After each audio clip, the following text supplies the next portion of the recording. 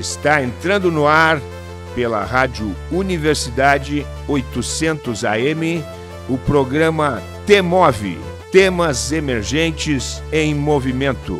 O que te move?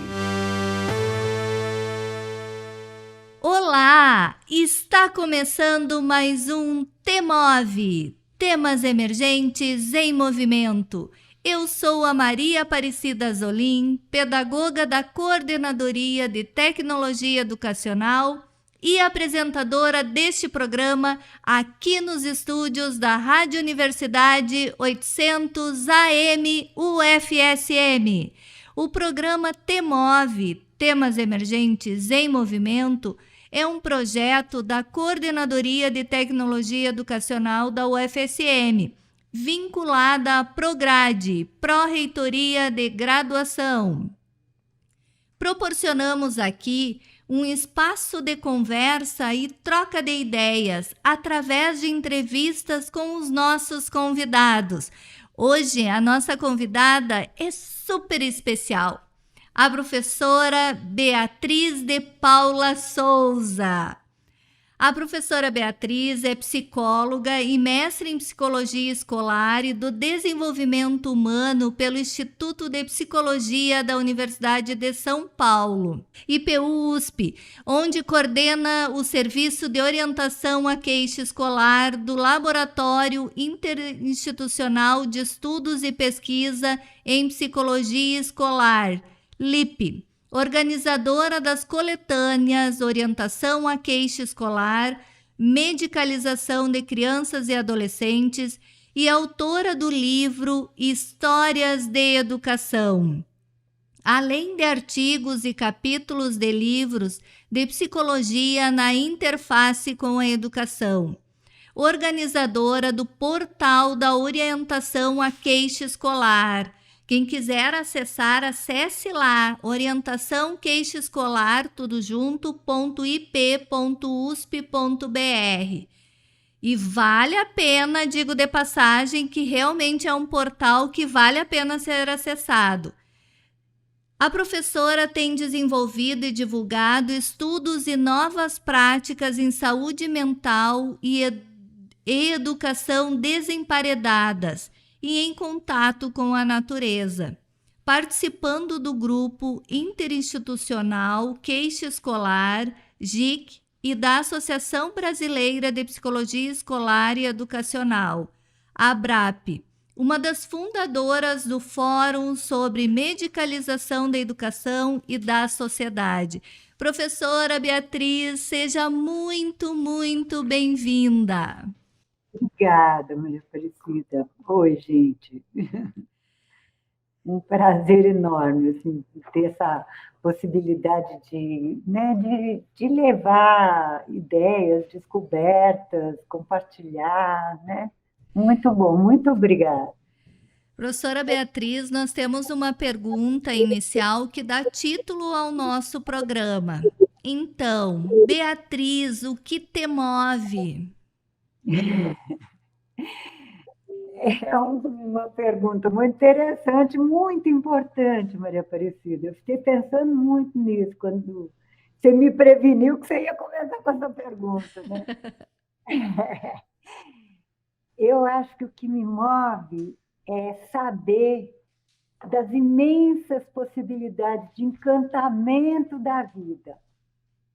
Eu acho que o que me move é o amor à vida, o que envolve o amor ao próximo, né?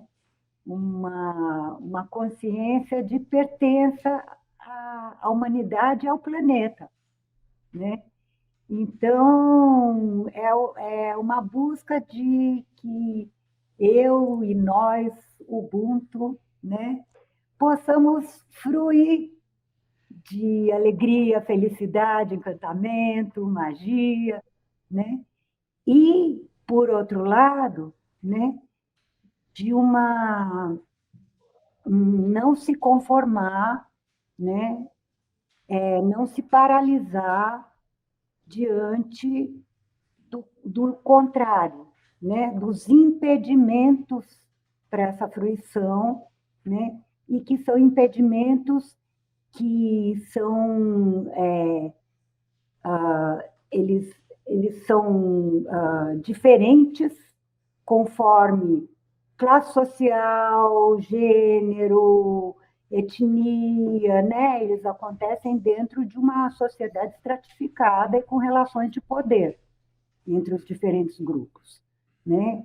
Então, são impedimentos distribuídos de uma forma desigual e injusta, né? Então, faz parte da minha busca pela felicidade me engajar ativamente em movimentos sociais, em me esforçar, né, me engajar em lutas, né? Eu queria evitar um pouco essa palavra, porque acho que às vezes a gente usa tantas palavras de guerra, de guerra, Eu de guerra, que também parece acho. que gosta de guerra, né? Ai, municiar, a batalha, guerreiro. Tem hora que é uma guerra mesmo, é verdade, mas a gente tem, não sei, eu tenho pensado muito sobre isso, sabe? Ai, eu também. Não fomenta a agressividade usando tanto essas palavras e muitas vezes de uma forma que não cabe, não precisava, né? Uhum. Porque Concordo com a a senhora. perspectiva da paz, né? Da paz, do amor, da amizade, né? Então, eu acho que são meus mobilizadores fundantes, acho que são esses. Ai, que legal. E professora Beatriz, quem é a Beatriz de Paula Souza que não está no Lattes? Então, eu tenho 66 anos, Maria Aparecida. Já deu para viver tanta coisa, deu para ser tantas, já deu para experimentar tanto, viver tanta coisa, né? A gente sempre é múltiplo. Uhum. No currículo profissional, eu sou uma caipira com muito orgulho. Passei grande parte da minha infância numa fazenda de café, Ah, livre. Tive uma infância que eu desejo para qualquer criança. Tive cachorro, gato, boi, cavalo, porco, né? E todo um monte de passarinhos, um monte de lagartixa, de tudo, né? E muita liberdade, muito espaço, muita terra, muito barro, muita chuva, muita poça, muita, né? E eu acho que isso é uma marca importante para com mim, porque depois certeza. eu vim morar em São Paulo, na maior megalópole da América Latina, né?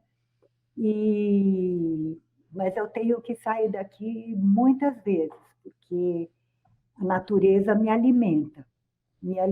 E acho que todos nós temos essa necessidade em algum momento, né, em diferentes graus, porque todos nós somos seres de natureza, né? Uhum.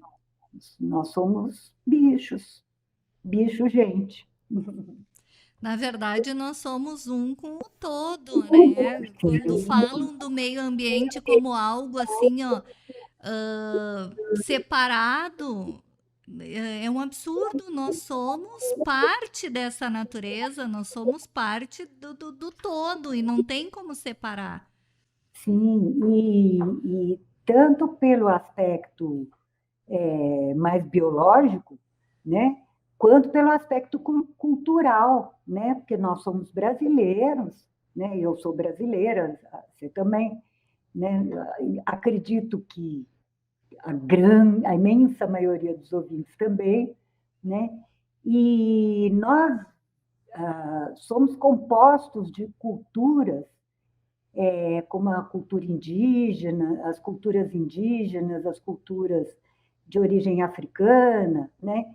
Que nunca se viram separados da natureza. Então, para a gente se realizar também nessas nossas culturas, que muitas vezes nós não olhamos, nós não percebemos, mas elas constroem a nossa identidade também, compõem nossa identidade também, para a gente se realizar como ser humano, né, que tem essas culturas em si, a gente precisa também viver essa pertença à natureza. Uhum. Professora Beatriz, em seu livro Histórias da Educação, Viagens e Viagens, que é a segunda edição de agora de 2023 e que ele é gratuito, né? Lá no site da orientação queixaescolar.ip.usp.br, né? Precisa só um sinãozinho. É orientacal Isso. faltou um azinho. Orientacal a queixa escolar. Ponto IP, que é Instituto de Psicologia, né? Ponto USP, né? Que é a universidade, ponto BR. Tem um jeito muito fácil. Joga num programa de busca, no Google, qual que você usar, queixa escolar. Só queixa escolar.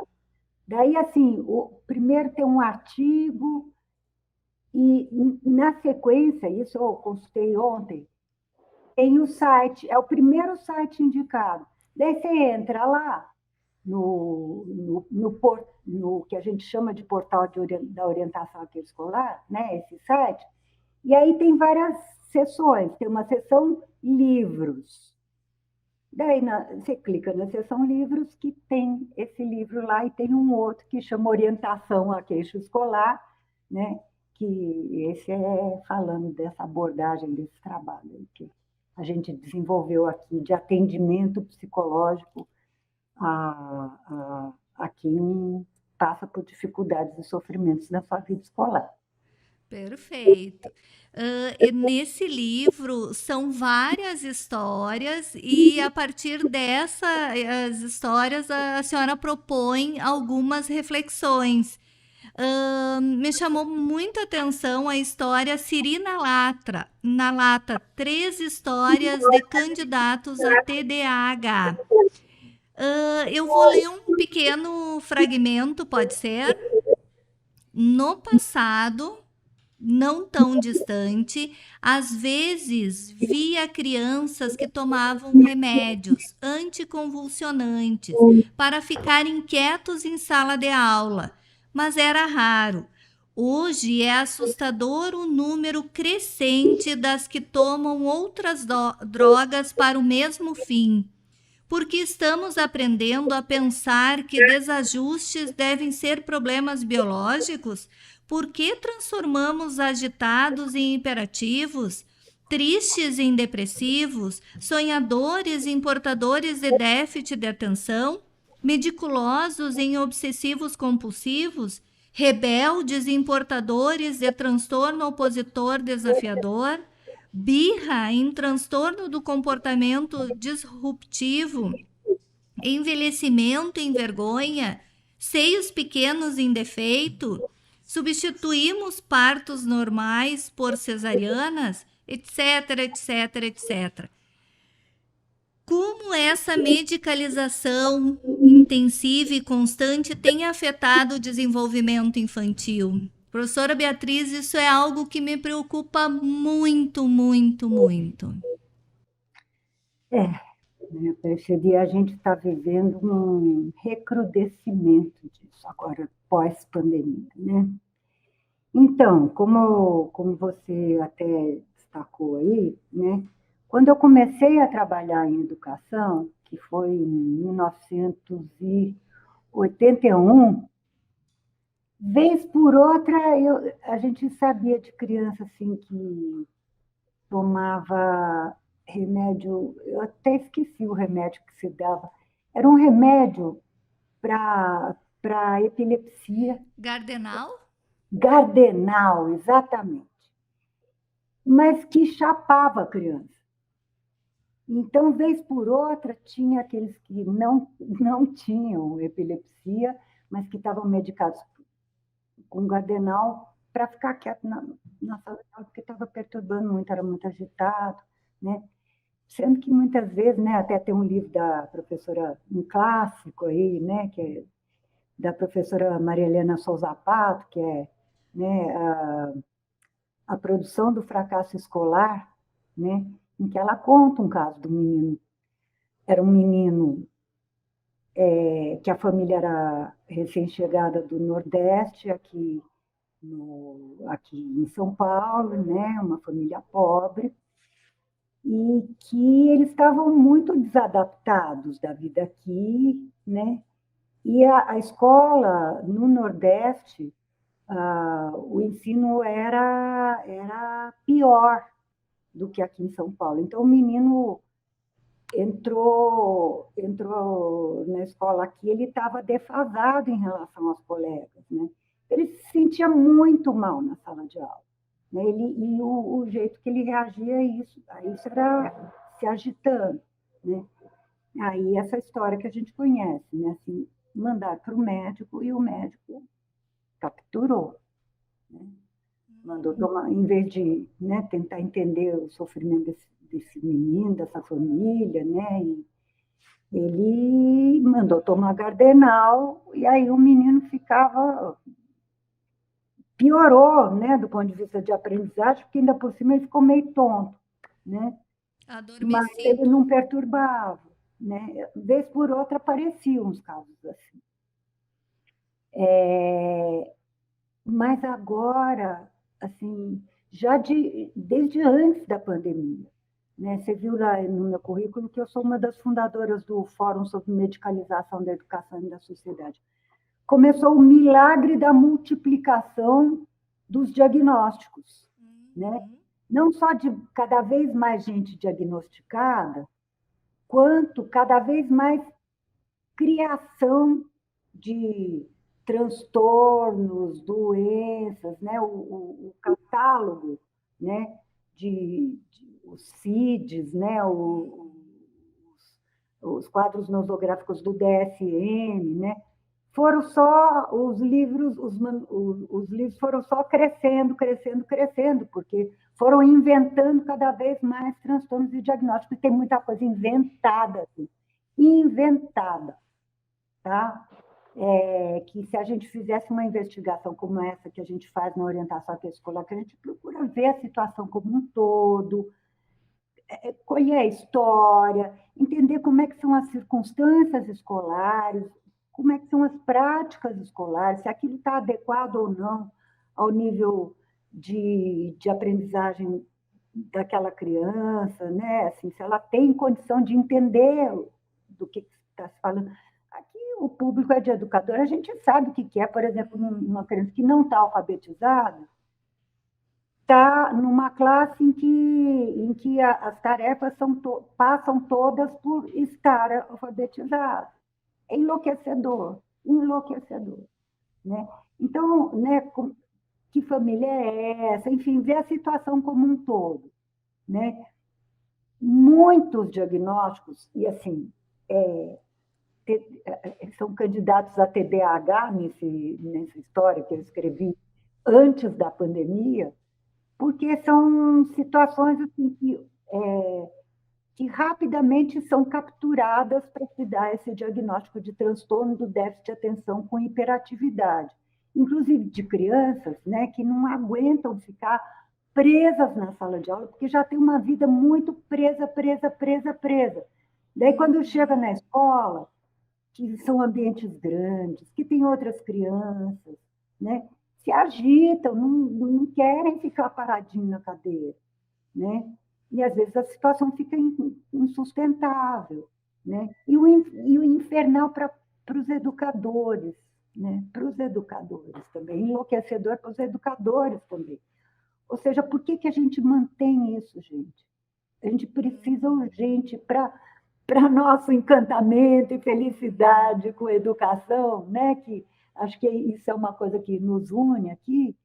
A gente precisa repensar certas rotinas escolares, né? Enfim, por que eu estava falando disso, né? Afeta muito intensamente. A gente precisa rever, gente, essa cultura que está cada vez mais forte, né? Diante de um desajuste, né, dos estudantes, cada vez mais encaminhar para a área médica, Os médicos não entendem disso, gente, não entendem de fazer essa investigação mais ampla. Eles veem mais pelo viés biológico. E aí eles medicam, às vezes com medicamentos. Uma coisa que muitas vezes as pessoas não sabem, o metilfenidato, que é o que o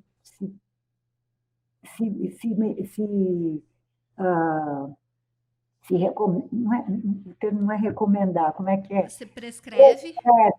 Se prescreve muito. Gente, vocês já viram a bula, vocês já leram a bula da Ritalina? Não é um remedinho leve, sabe? Assim como nenhum desses psicotrópicos. Então, tem que tomar muito cuidado. E como é que afeta o desenvolvimento? Bom, se você cresce, né, com uma taxa na sua cabeça, dizendo, eu sou TDAH, eu sou autista, eu sou bipolar, eu sou não sei o quê, todo mundo olha para você desse jeito, eu sou deficiente intelectual leve, né?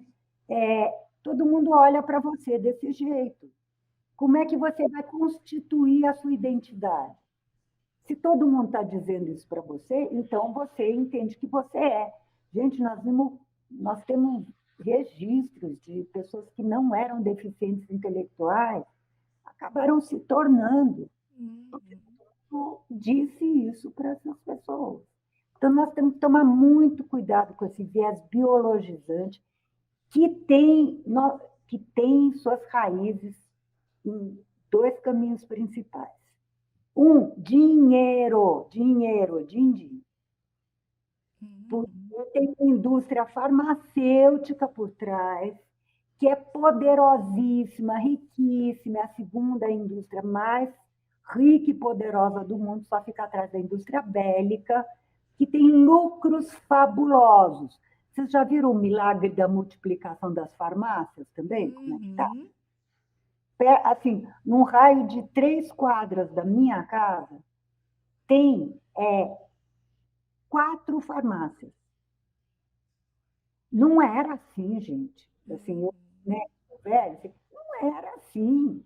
E a farmácia, né? E aí a farmácia vende de tudo, vende, sei lá, cocada, né? Qualquer coisa. Barbatana, pente, agulha, sei lá, perfume, shampoo e um supermercadinho, né? Uma conveniênciazinha. Mas, enfim, vende muito medicamento. Se a gente vê a curva, né, das vendas de psicotrópicos, é assustador, gente. Nós sabemos também, porque certamente dentro do grupo que nós estamos agora, né, nós somos também capturados por isso. Né? Essa indústria, gente, tem estratégias de marketing muito bem delineadas. Né? Eles têm as técnicas, sabe, para nos convencer de que qualquer coisa que saia, né, por exemplo, para nos convencer que ter um temperamento mais introspectivo é doença, né? Dentro de uma cultura brasileira que privilegia a gente ser expansiva, a gente ser comunicativa, a gente gostar de abraço, né? Coitado de quem tem um temperamento que, se ele nascesse no Japão, se ele vivesse no Japão, ele que seria valorizado, né? Ou na Finlândia, nos países nórdicos, né? Que também são povos mais introspectivos, ele seria valorizado. Aí o medicalizado seria o expansivo, o barulhento, comunicativo, né? O agitado, né? Quem tem esse tipo de temperamento. Então, tem um viés cultural. Mas, enfim, nós somos capturados para pensar que a doença, nós somos assustados. Né? Quando eu faço os atendimentos aqui, uma das coisas que eu mais faço, gente, é desassustar os pais. Porque, ainda mais em famílias pequenas, como nós temos hoje, que tem 1 filho, 2 filhos, é diferente aquelas familhonas que tinha 7 filhos, né? A mãe e o pai, quando via que o filho tinha um certo comportamento, ela tinha já uma escola, né? Aham. Mais uma sobrinhada, tinha muito com quem trocar, né? Para saber se aquilo lá é esquisito ou se não é, né? Ou se é normal, né? E não se preocupe, né? Enfim, uma das coisas, eu costumo dizer que uma das coisas que eu mais faço aqui é desassustar pai. Hum. Então, isso tudo são estratégias da indústria farmacêutica para vender, gente, para vender. E, Que tem que fazer prevenção, então temos que tomar vitamina, né? uhum. Não manda tomar sol, manda tomar vitamina D. Não manda cuidar da alimentação, da qualidade da alimentação, manda tomar polivitamínico. Uhum. E, enfim, nos captura de várias maneiras. Isso para a criançada, gente, que cresce tomando remédio, e que se assusta de ficar. Nós todos nos assustamos de enfrentar sofrimentos, né? E de sofrer muito. Claro, tem um nível de sofrimento que realmente é inadministrável. Viva o remédio. Ninguém aqui é contra remédio, nem contra médico. Quando eu falo de medicalização, é outra coisa. São Uhum. maus usos. São maus usos, são usos onde tinha outro caminho que seria mais eficiente e mais transformador, porque essa é a segunda função da medicalização. A medicalização é conservadora. Porque, por exemplo, se um menino está agitado dentro da sala de aula, para pegar, por exemplo, esse tema do contato com a natureza que a gente já começou a conversar, né?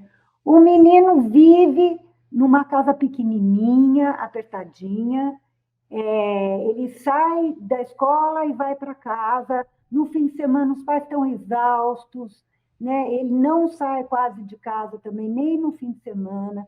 Aí chega na escola, ele está agitado, ele quer ir lá fora, ele quer.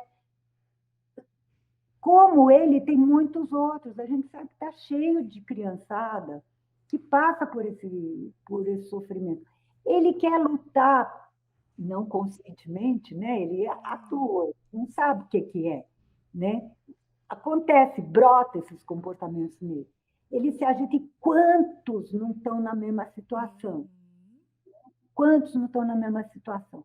Quer dizer, se esse menino fosse entendido, isso poderia levar a, por exemplo, ter uma rotina escolar diferente que deixasse todo mundo melhor. Que a professora não tivesse que gastar um tempo enorme dizendo, vai sentar, vai para o seu lugar, Olha para para frente. perturbar o outro, fica quieto, senta aqui grudado em mim que é para te controlar. Né? Quer dizer, quantos educadores se desgastam numa luta contra uma coisa que é uma luta, por outro lado, das crianças para poder se desenvolver saudavelmente. Né? Se isso fosse enxergado, talvez a gente pudesse partir para certas práticas que existem em escolas que já fizeram isso, gente. Uhum. Mais atividade lá fora, sabe? Lá fora dá para fazer muita coisa, dá para estudar muita coisa, né? Dá para estudar, dá para, por exemplo, numa classe de primeiro ano, vamos fazer uma hortinha, como é que a gente vai fazer como é que a gente vai fazer os canteirinhos? A gente tem que medir, vamos medir, né? Estuda matemática, estuda medida.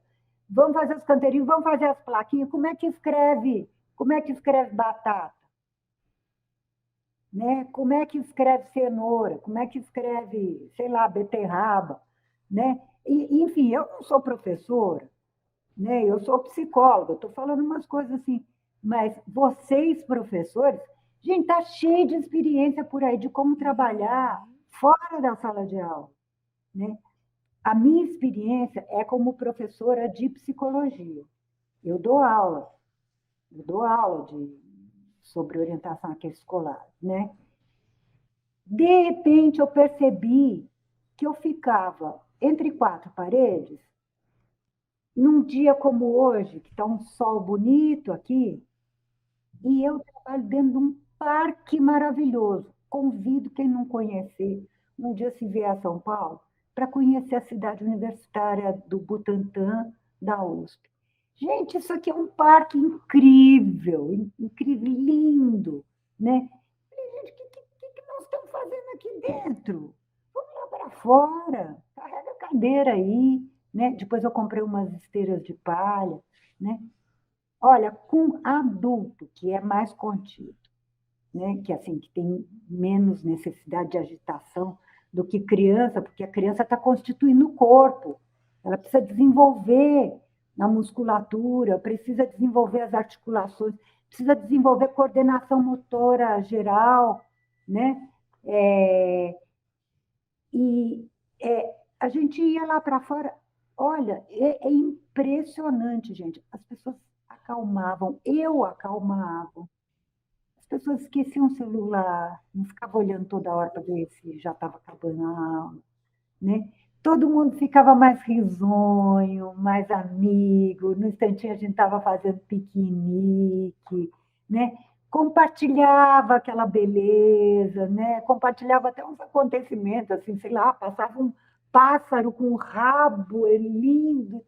Para a aula, vamos ver o pássaro. Aquela magia toda depois ficava na nossa história, né?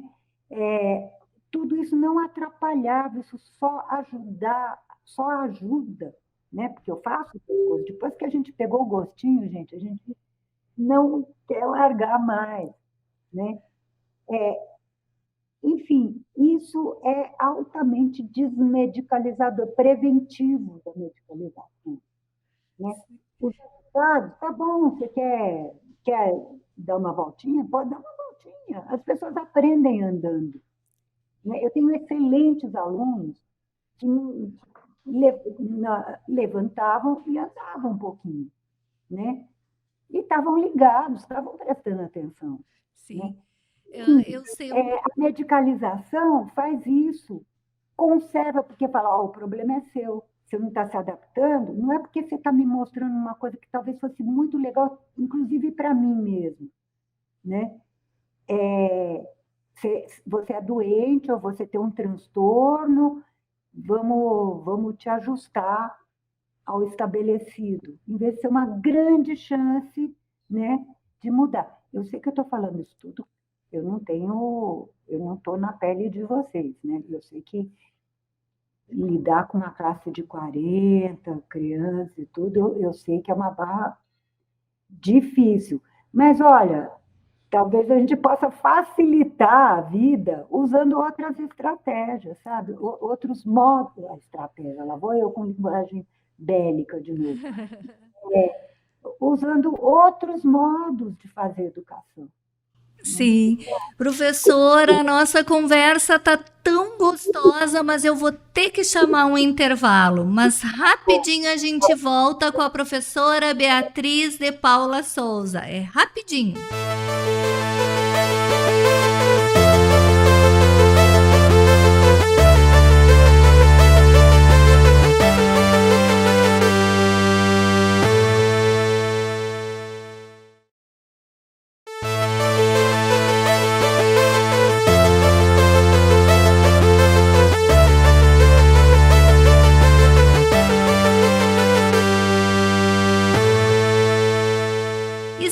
De volta com o T-Move. Para você que ligou o rádio agora, seja muito bem-vindo, seja muito bem-vinda. Você está ouvindo o programa T-Move pela Rádio Universidade 800 AM.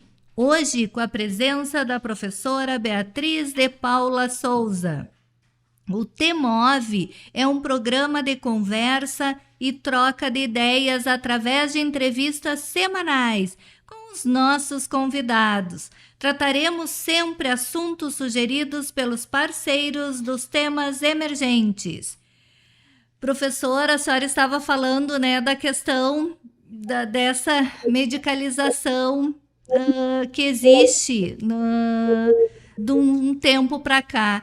Eu sempre coloco assim, ó, que a gente precisa se colocar no lugar daquela criança. A gente, quando vai assistir uma palestra, né, 4 horas sentado no lugar, a gente não fica se mexendo, não fica conversando com o colega. A gente também fica inquieto. Imagina uma criança que está com energia assim, ó, 100% a bateria toda carregadinha.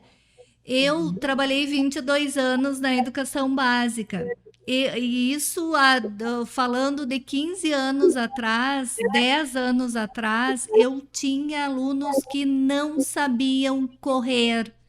E isso que nem tinha ainda toda a questão muito tempo nas telas. Só que eles ficavam em apartamento, não tinham celular, mas na frente da televisão.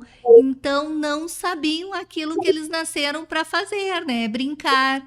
Então isso é muito preocupante. E eu queria lhe perguntar sobre essa questão da medicalização. A questão das farmácias realmente é assim, em cada esquina tem uma farmácia. Até aqui no sul nós temos uma farmácia, uma rede, que às vezes numa quadra tem 2, 3 da mesma rede. Isso é um sinal que a gente não está sabendo lidar com as nossas dores? Se a gente cresce aprendendo, né, e isso é uma estratégia da indústria farmacêutica, uma estratégia de marketing. Eu falei da busca da felicidade, mas eu sei do papel importante que o sofrimento tem para a gente se desenvolver, e inclusive ter recursos e recursos psíquicos para lidar com situações difíceis, né? A forma de difundir, né, a questão da busca da felicidade, que interessa a indústria farmacêutica, é assustar as pessoas com relação aos momentos que a gente está sofrendo. Para que sofrer? Toma um remedinho, né? Toma como é que chama esse calmante? É o mais difundido. O Rivotril? Rivotril, toma um Rivotrilzinho, né? Para que sofrer, né? A gente precisa do sofrimento, né, para poder se fortalecer, desenvolver formas de enfrentar, né? Um estudo que já tem é que criança que cresce, né, impedida de enfrentar sofrimentos, porque qualquer coisa toma remédio, tem uma tendência a se tornar viciado em drogas muito maior do que quem não. Porque, é lógico, assim, como é que ela vai se haver com situações difíceis? Ela não tem recurso, ela aprendeu a tomar uma droga para não sentir, né? Então, lógico, a tendência dela vai ser escapar pelas drogas, né? Então, é muito sério isso. E eu queria falar desse recrudescimento, desse agravamento que teve da medicalização no pós-período de isolamento social da pandemia. Isso, para a gente que é de educação, gente, eu estou de cabelo em pé, meus cabelos brancos estão aumentando com o que está acontecendo. Meu Deus do céu! O aumento de diagnósticos de TEA, de transtorno de espectro autista, isso já está, inclusive, quantificado. É absurdo o aumento de antes e depois do período de isolamento social. Agora, vamos pensar o que são considerados sinais de TEA. É complexo, mas tem uma marca muito forte de ensimesmamento e de dificuldade de se relacionar, pânico de se relacionar, né? e de ter uma sensibilidade para barulho, né? Por exemplo. Agora, vamos pensar o que aconteceu conosco, mas muito mais agudamente com crianças e com crianças pequenas durante o período de isolamento social. Bom, primeiro, as crianças foram isoladas muito mais do que os adultos. Os adultos, às vezes, não tinham escolha e precisavam se expor ao vírus, porque tinha que trabalhar, tinha que ir atrás de conseguir comida para a família, né? A gente sabe que a fome aumentou, o desemprego, né? O horror.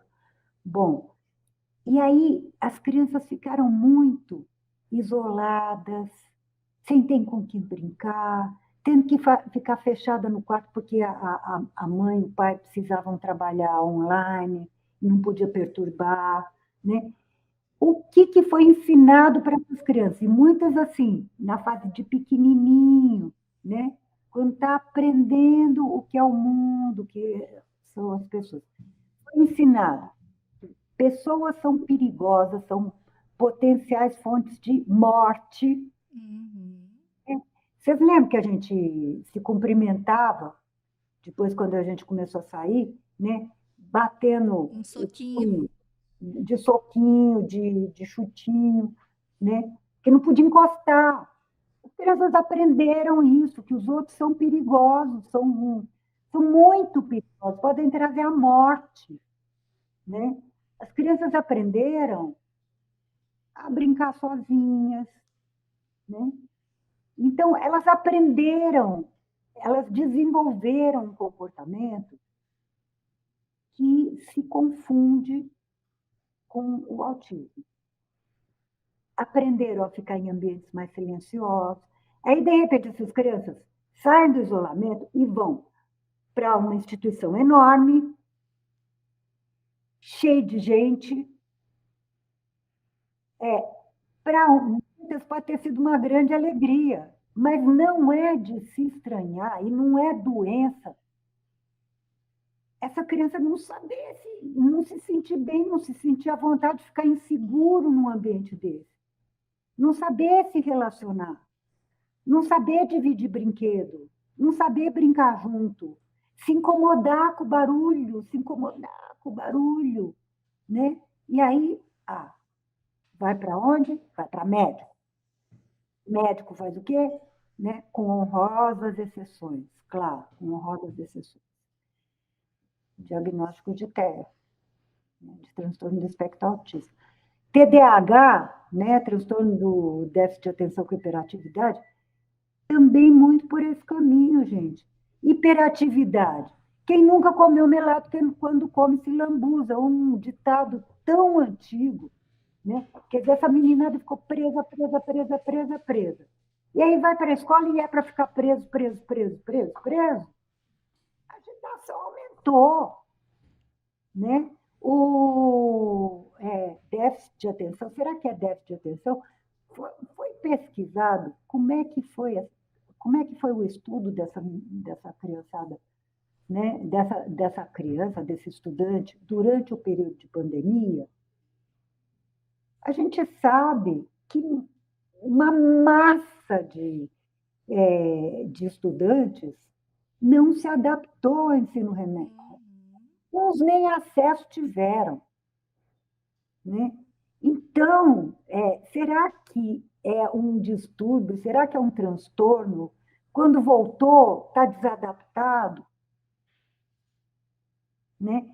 Hoje em dia, não sei, eu acho que eu sinto que às vezes a gente está, talvez por uma defesa psíquica, né, tentando apagar os horrores que a gente viveu. Gente, um período de isolamento social, 2 anos horríveis. Cada um aqui sabe o que passou nesse período. Vamos lembrar, gente, porque a gente, se não faz essas coisas, sabe, muitas vezes abstrai. A gente já fez até aqui levantamentos de protocolos de investigação psíquica. Quantos não tem uma pergunta? A maioria, né? E também nas escolas, quando educadores vão tentar entender o que está acontecendo, sendo que uma criança não tem uma coisa absolutamente necessária, investigar profundamente como que esse estudante passou pela pandemia. O que estava acontecendo na casa dele? Como que foi o estudo? Né? Porque está tendo uma medicalização em massa dos efeitos da pandemia.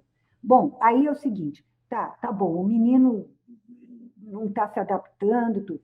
Precisa acudir? Precisa acudir. Eu não estou dizendo, abandona que isso não é nada, não. Isso aí é por causa da pandemia. Não, tem um sofrimento, não tem dúvida. Estamos todos marcados, sofridos, né? Tem um sofrimento? Tem. Mas para poder lidar, precisa acudir. Precisa acudir. Mas o jeito de acudir não é assim, dar um diagnóstico e chapa de remédio, entendeu? E leva uma taxa que vai levar para a vida inteira, né? E ainda convence muitas vezes que é genético, que a família começa a pensar, vai ver que eu tenho também, né? Geralmente é da família do outro, né? Daí começa. Geralmente puxou pela família do outro. Enfim, é genético, né? A gente precisa lembrar disso, gente. E outra, né? Assim, nós estamos num grau de necessidade inédito de transformar nossas práticas escolares cotidianas. Gente, até assassinato está tendo dentro das nossas escolas, né? A gente sabe o que foi, principalmente do segundo semestre do ano passado para cá, a onda de violência que teve, né? Eu mesmo tive, assim, a 15 minutos da escola daqui da USP, tem uma escola que foi aquela onde foi assassinada a professora a facadas, né? Eu tive lá, inclusive, né? Não dá para descrever o grau de horror, gente, o grau de sofrimento das pessoas. É uma coisa que não cabe em palavras. Não cabe em palavras, é muito horror, muito horror, né? Estamos todos assustados. Esse fenômeno é multicausado, né? A gente sabe que tem muitas muitos fatores que se enfeixam para produzir esse fenômeno. Entre eles, o fator ideológico. A gente sabe, né, que na grande maioria deles tem suástica, outros símbolos nazistas. A gente sabe que tem um componente aí ideológico, né, de intolerância, de supremacismo branco, de machismo, porque quase todos são meninos ou rapazinhos que cometem esses atos violentos. Então, lógico que tem aí componentes que são dos funcionamentos da nossa sociedade, portanto, a escola sozinha não vai dar conta, né? Agora, tem o que a escola fazia e tem um pedaço da escola, né? Um outro componente que a gente sabe que está na maioria desses casos de violência extrema, né, com assassinatos, inclusive, é a pessoa que faz, ou as pessoas, né, os estudantes, ou ex-estudantes que cometem esses atos, terem uma história de sofrer bullying. Esse rapazinho que cometeu essa desgraça aqui pertinho, eu tive com colegas dele, né? Conversei com colegas dele. Eles trouxeram que, olha, ele apanhava, gente, de roda. De roda. Ele era bonzinho? Não. Por que ele apanhava desse jeito? Porque ele provocava, né? Mas seja como for, estava acontecendo horrores com esse menino. Não só nessa escola, mas em outras que ele tinha estudado também, né? E Suzano, que eu tive também, também veio à tona histórias de, assim, de apelidos absolutamente humilhantes que aquele menino que foi o principal lá tinha. Aí, o que é a nossa prática cotidiana na escola? São práticas silenciadoras dos alunos. Não é para conversar, é para prestar atenção, é para meter a cara no seu caderno, no livro, não é para se relacionar, cada um no seu quadrado, para de conversar, né? Aí tem, assim, abre uns espacinhos para fala, né? Fulano, como é que você responde essa questão? Né? Mas, gente, são uns espacinhos pequenos e controlados, né? Nós precisamos, urgente, transformar nossas práticas cotidianas. Olha no que elas estão dando. Né? Que mais falta para a gente pensar? Desse jeito não dá para continuar. Não dá para a gente querer retomar o pré-pandemia e fazer igual a gente fazia. Já não estava bom. Suzano foi antes. E outros casos foram antes. Né? A gente tem que agora entrar para valer numa coisa que é muito um discurso, que é da educação integral, ou seja, aquela que visa ao desenvolvimento integral de todas as dimensões dos seres humanos, porque a gente não tem como. A gente não tem como deixar um pedaço de nós em casa e ir só com o intelecto para a escola. Não tem como, nós sabemos disso por nós. A gente está passando. A escola, muitas vezes a gente vai para a escola e esquece, consegue esquecer certas coisas horríveis que a gente está passando fora, distrai, acalma, né? Mas a gente entra inteiro na escola. Precisa ter espaço e ser cuidado, né? A gente precisa cuidar da dimensão do corpo, precisa ter espaço para o corpo se desenvolver. E não é aula de educação física uma vez por semana, gente, que desenvolve o corpo. É a prática cotidiana, diária, né? Precisa ter possibilidade de movimentação, né? A dimensão da emoção e das relações. Gente, como que a gente vai perceber que as coisas estão acontecendo se a gente manda todo mundo ficar parado? Né? A gente sabe trabalhar com pequenos grupos. Não, eu já faço isso, tá? Você faz isso com que frequência? Nós temos que mudar a abordagem principal. A abordagem principal, gente, não pode mais ser todo mundo quieto, parado, sem se relacionar. Né? Olha, trabalho em pequenos grupos é uma situação, por exemplo, fora outras possibilidades. Vocês são professores, essa coisa das técnicas e tudo, né? Vocês sabem muito mais do que eu, né? Eu trabalho muito quando eu dou aula, quando eu estou sendo professora, com pequenos grupos. Adoro, porque daí, assim, os tímidos falam, né? Você percebe como é que é o lance lá entre eles, né? Está sendo deixado de fora, que você não tinha percebido, né? E a gente pode ir não só enxergando, como cuidando e com propostas colaborativas.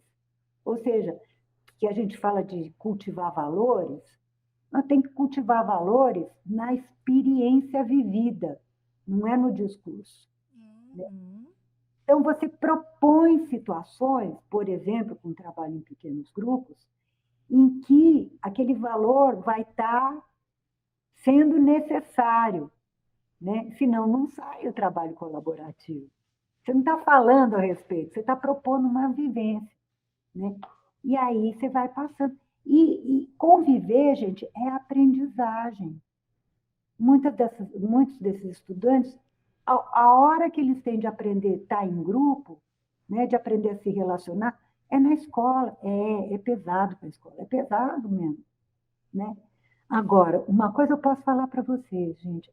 Depois que eu descobri esses outros jeitos de dar aula, eu estou muito mais leve. Eu estou muito mais satisfeita. Quando a gente dá espaço para os alunos falarem, trazerem as coisas que que eles têm, né, o tal do currículo oculto, ainda mais hoje em dia que eles têm conhecimento na ponta dos dedos, com a internet, tudo. Quantas coisas eles sabem mais do que a gente descentra, né, da necessidade da gente saber mais do que eles de tudo. A gente sabe mais do que eles em umas coisas, mas tem outras que eles sabem mais do que a gente. Sim. Aí, sabe, assim, é tão mais maravilhoso, é tão mais prazeroso, e eu saio muito melhor, muito mais leve, é mais fácil, não é mais difícil, é mais fácil. E eles ficam mais calmos, enfim, né? E tem toda uma série de possibilidades que a escola tem, né, para cuidar das relações, para desenvolver a sociabilidade, a capacidade de convívio, para perceber quando tem uma coisa complicada acontecendo. Bom, mas estou muito Prof, nossa, realmente é uma conversa assim a que eu acredito que vai ter que ter a parte 2, porque realmente a gente aprende muito contigo. Mas infelizmente o nosso tempo está acabando. Sim. Professor, eu queria te agradecer muitíssimo por estar aqui conosco, compartilhar a tua vivência, os teus conhecimentos. Muito, muito obrigada. Eu que agradeço, espero ter correspondido aí à confiança tão grande que você teve em mim, Maria Aparecida. Não, com certeza vamos pensar numa parte 2. Tá bom, até porque do roteiro que você me mandou, nós não terminamos nem metade. Sim, sim. Mas com certeza a gente vai continuar essa conversa. Tá bom, vai ser um prazer. Obrigada, gente, que está ouvindo. Então, contamos hoje com a participação e a presença da professora Beatriz de Paula Souza. O TMOV vai ficando por aqui. Eu sou a pedagoga da CTE, Maria Aparecida Zolim, e apresentadora deste programa, aqui nos estúdios da Rádio Universidade 800 AM. O TMOV conta com a produção da comunicadora social Luísa Peixoto e da diretora da CTE, Lisiane Miller. Trabalhos técnicos de Giano Al e direção de rádio de Jonathan Ferreira. Você pode ouvir novamente essa e as outras edições do nosso programa no YouTube. Acesse lá youtube.com/capacitação digital UFSM, lembrando, sem o tio e sem o cedilha. Se inscreva no canal, curta e compartilhe. Nós estaremos de volta na próxima semana falando sobre os temas emergentes em movimento, aqui pelos estúdios da Rádio Universidade 800 AM.